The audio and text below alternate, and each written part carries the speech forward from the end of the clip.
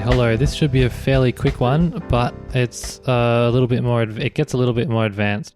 We're solving 4 problems, even though I haven't labeled the 4th one. Let's do that now. Number 4. Okay.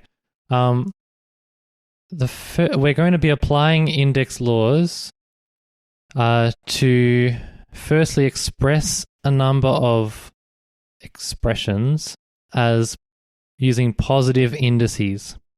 And secondly, we're going to simplify this horrific looking expression. Okay, so what does this mean, positive indices? Well, here I've got a negative index. And the way we get rid of that negative index is, by the way, if you haven't watched the video on all of this, we do go through all of these index laws and the explanations for them. So watch that first, but we're going to be looking at this last index law over here. And see how we've got a negative index here and a positive index here. Well, if you watch the video, you'll remember that these two things are indeed the same thing. So a to the power of negative m is the same as 1 divided by a to the power of m. So let's just use that. In this case, a is a, and m is m is 7. So I've got a to the power of negative 7. That equals to 1 over a to the power of m. But m, remember, is 7, so it's a to the power of 7. Okay, so straight away, I've got rid of my negative index here, and it's become a positive index. Okay. Now, we're going to do this one in a couple of steps just to really clarify what's happening here. We've got a negative index on the bottom of a fraction. Now, at the start it looks a little bit strange, and you might wonder what I do with that, because usually in this case there was no fraction, it wasn't at the bottom of a fraction, and this one is. So what do we do with that? Well, we got to remember that this is 3 divided by x to the power of negative 5. That's the same thing. And so that means that's 3 divided by x to the power of negative 5 must be 1 over x to the power of positive 5. And remember, when you're dealing with fractions and dividing fractions, you can change this to a times and flip the fraction. So we end up with 3 times, and we'll flip the fraction x to the power of 5 over 1, which is just x to the power of 5. So that means that equals 3 times x to the power of 5, which is this. And you might be thinking, okay, I can see a shortcut here. If I've got a number divided by something to the negative power, then that is going to be equal to whatever that was on the top times that base times the positive power. And that's true. So this is a very long way of doing it. If you want to remember the shortcut, i.e. this equals this, then that's fine too. Alright, so now we've really got to use another index law. So this is checking to see if you remember the index laws. We've got a to the power of m, and all of that to the power of n equals a to the power of m times n. So basically, if I've got these brackets with the indices, I have to multiply the indices together. So let's do that. Except I've only got an index on this first one. So with the 2, I have to use a slightly different one, which is this. I also have to use this one. If I've got an index at the front of a bracket, that becomes the index of both of the bases inside the bracket. So this negative 3 becomes the index of 2,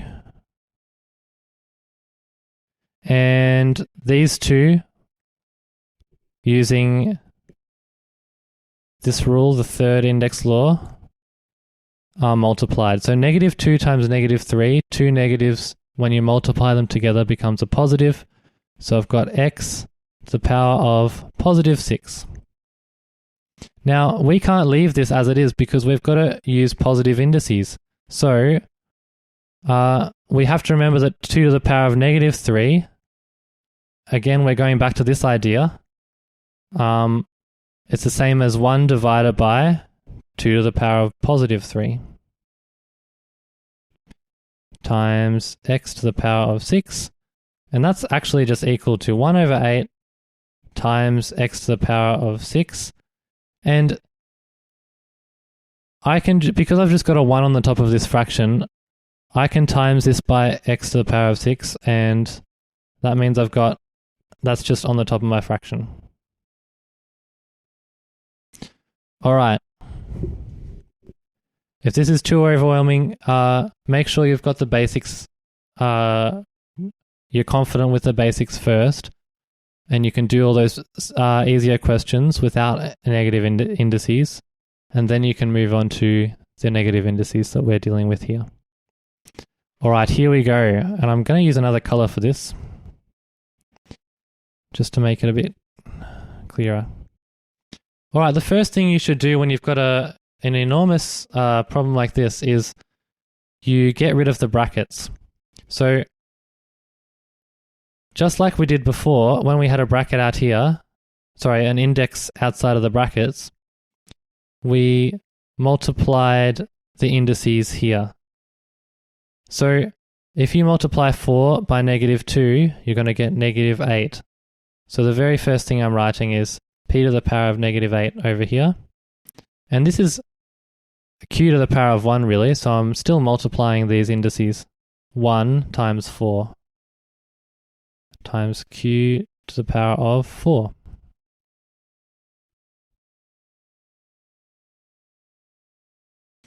On the bottom just stays the same for now.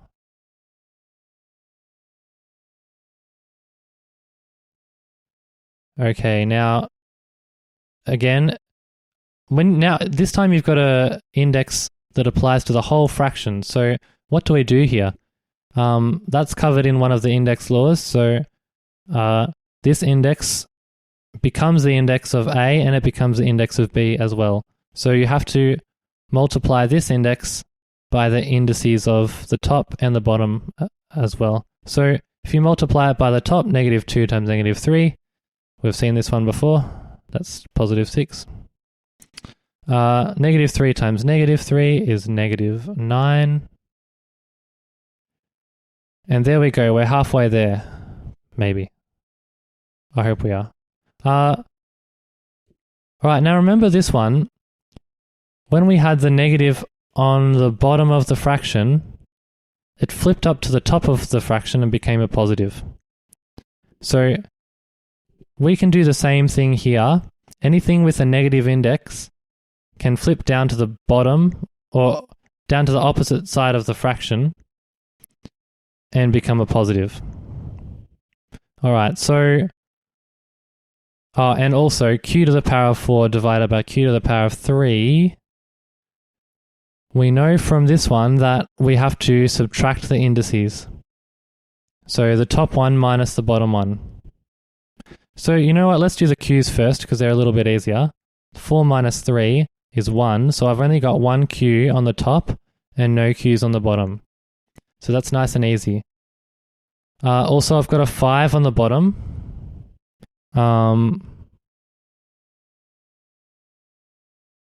So we'll write a 5 there. And with the p's, now look, we could first of all, we'll do this in 2 steps. Remember, this still applies even if m and n are negative. To simplify these, it'll be m minus n. So it'll be negative 8 minus negative 1.